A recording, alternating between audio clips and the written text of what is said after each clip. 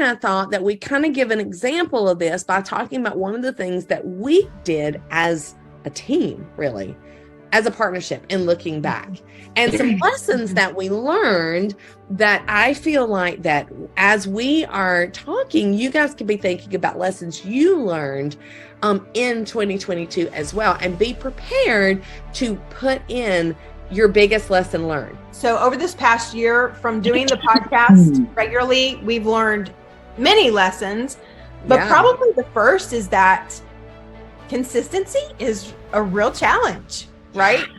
It's hard. It's we've been upset with each other just a smidge. We were upset? Did you say we're upset? Probably Jen more upset with me than me and Jen, because I kind of have drug my feet on the podcast front. But we did it. What have you done this year that you have been consistent in, and you're proud of yourself for it? What have you done that you have been consistent in?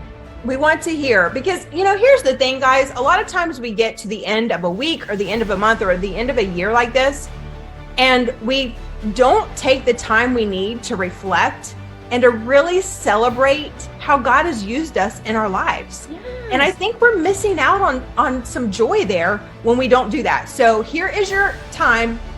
You've got a couple minutes to just think through, what is it? How have I been consistent? Or what is it that I have learned? What am I going to take away from this year that is really precious?